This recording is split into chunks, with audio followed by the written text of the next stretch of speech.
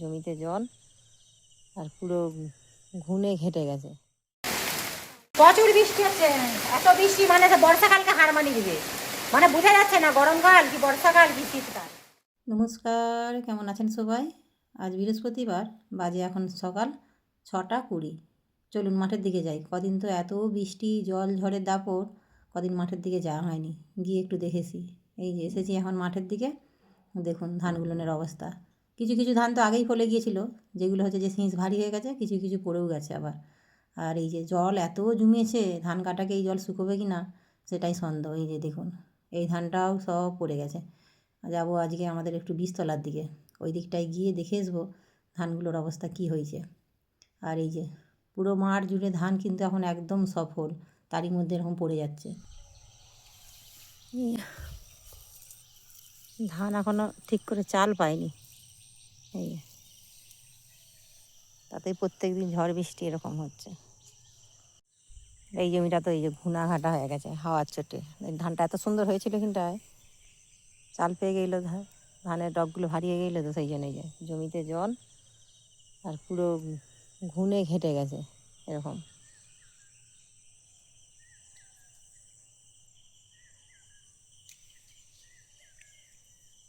পাকা ধান মনে হচ্ছে তুলতে দিবেনি এবছর মাঠ থেকে, যা আরম্ভ করেছে রোজ রোজ। এই যে এটা গরমের ধান চাষ হয়েছে, এর আগে যে বর্ষার ধানটা সেটাও পাওয়া যায়নি, পুরো ডুবে গিয়ে নষ্ট হয়ে পুরো মাঠ জুড়ে পানা হয়েছিল। সেই পানা পরিষ্কার করেই এই ধানটা চাষ করেছে, কত কষ্ট।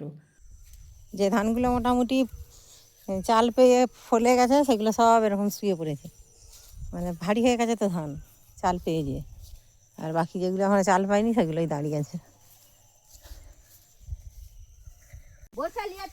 হ্যাঁ, বর্ষাতেও ধান নিয়ে যেতে হয়নি।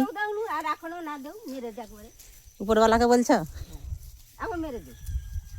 সত্যি, মানুষ কি করবে বলো দিন, বর্ষার চাষে না ধানেরও দাম নেই, যদিও খাওয়ার জন্য লোক চাষ করেছে, তাও ওই তো মাঠেই পড়ে পড়ে নষ্ট। কতগুলো চাল পেয়ে গেছে, কতগুলো ছিল। চলো আমাদেরটাও দেখেছি, চলো। এই যে আমাদের এইটাও ফলেছে, তবে এবছর ভালো ধান হয়নি। রুয়ার তো কোনো ছিঁড়ি নেই, লোক দিয়ে রুয়া হয়েছে। এই যে ধানের গোছ হয়নি, কিছু হয়নি। বীজতলাটা আমি নিজে রুয়েছিলাম, বীজতলাটা খুব সুন্দর হয়েছে। ওই যে বীজতলার ধানটা, বীজতলার ধানও আমাদের সব ফুল হয়ে গেছে। খালি সেই সেদিনকে যেটা গেছিলাম বিকেলে ধান দেখতে গোপালকে নিয়ে, সেইটা ফলেনি, এই ফলছে সবে। এই যে এটাও ফলে গেছে, মাঠে এখনো জল।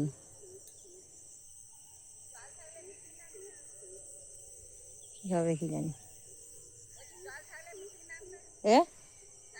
জল থাকলে মেশিন নামবে, সব হাতেই কাটতে হবে ছেঁকে ছেঁকে, মাঠে যদি জল থাকে। চলো আর কি করা যাবে।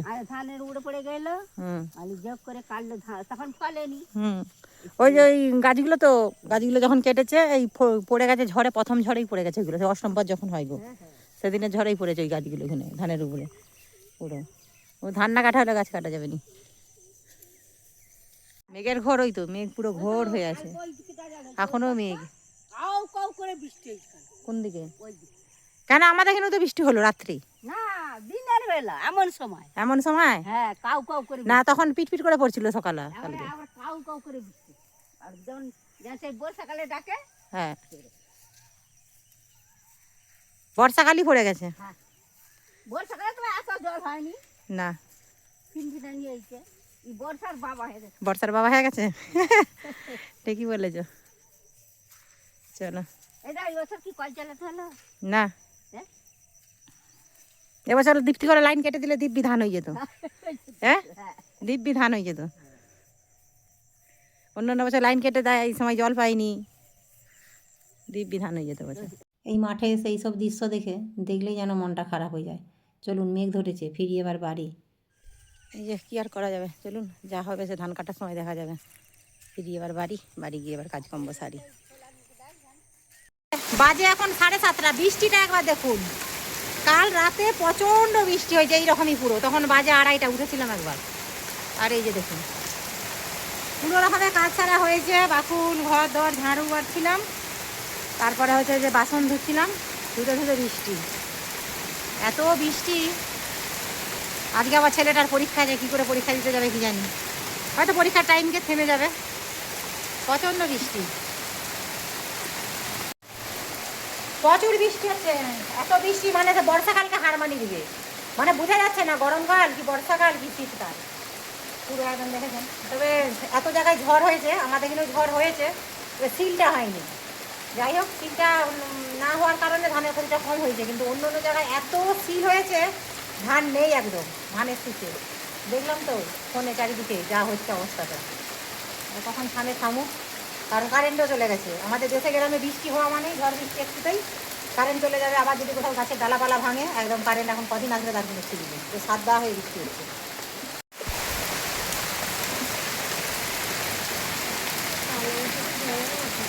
এই যে গোপালও আমার সাথে চলেছে, ভিজে জিনিস বাবু সাইডে পালিয়ে আসে, ও তো পড়বেই, একটু জলটা আগে গোড়াচ্ছে। এই যে মেঘটা একবার করে আস্তে আস্তে কাটছে, একবার করে বৃষ্টি এসছে, এই যে আবার ঠান্ডা হাওয়া দিচ্ছে। জানি না এইভাবে যদি বৃষ্টি হয় কি হবে, ধানের যা ক্ষতি হচ্ছে সে মানে বলার মতো না। আমার তো টেনশন পড়ে যাচ্ছে, আমি একা সামলাবো কী করে জমির ধানগুলো। আর মাঠে যদি ধান পাকার সময় জল থাকে, মেশিন আসবে কি না তারও ঠিক নেই, আর মেশিন যদি না আসে ধান কাটার প্রচুর কষ্ট হবে এবারে। এই ক্ষতি মানে মেনে নেওয়া যাচ্ছে না। কোথাও কোথাও তো এমন ধানের ক্ষতি হয়েছে দেখছি, তো দেখে মানে মনটা শুধু হু হু করছে। তবে আমাদের ওখানে সিলটা হয়নি, তবে জল দাঁড়িয়ে গেছে জমিতে। এই যে বৃষ্টিটা এখন একটু কমেছে, দেখুন খালি অবস্থাটা। বাবু এই যে বিচেগুলো লাগিয়েছিলাম, এগুলো একটু সাইডে সরিয়ে দাও, জল আছে নাহলে বিচেগুলো পচে যাবে। ওই দিকটা, এই ছাওড়াটার দিকটা রেখে দাও, মানে যে দিকটা জল কম, ওই দিয়াল গায়ের দিকে রেখে দাও, ওই স্টেটার উপরে রেখে দাও, ওইখানে নয়। হ্যাঁ রেখে দাও। এই যে দেখুন কিছু কিছু ধান তো শুয়ে গেছে, এই ধানটা মানে ফলে গেছে কিছুদিনের মধ্যেই পাকতো, পাকার মুখ, ওই জন্য এই ধানটা শুয়ে গেছে। মেঘের ঘোরটা একবার দেখুন, মনে হয় না আজকে মানে ধরন দিবে, সারাদিনই মনে হচ্ছে আজকে হবে। ওই পাইপের মুখটা জামটা ছাড়িয়ে দাও, জলটা বেরিয়ে যাক, পাইপের জামটা। চলে এসো, পালিয়ে এসো, এসে একটু পড়াটা করে নিবে, চলে এসো, চলো নিচে চলো, তারপর আমি পরে স্নান করবো। চলো তোমার পড়াটাকে করে দিই, চলো। পরীক্ষা আছে আজকে, কি পরীক্ষা? পরিবেশ মানে জীবন বিজ্ঞান, চলো বিজ্ঞান, চলো চলো চলুন। ওকে নিয়ে একটু বই নিয়ে বসাই, তারপরে বাকি কাজকর্ম সারবো। এই যে এখন ওকে বসিয়েছি পড়তে, এই কোশ্চেনগুলোই রিভাইজ করা হচ্ছে। আর এদিকে দেখুন, এদিকে সমানে কিন্তু বৃষ্টিটাও চলছে।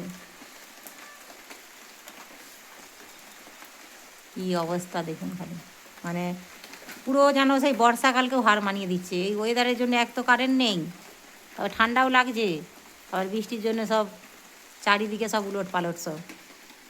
পেলি প্রশ্নটা, উত্তরটা পেলি? হুম, বুঝছিস? এই তো এখানে আছে না।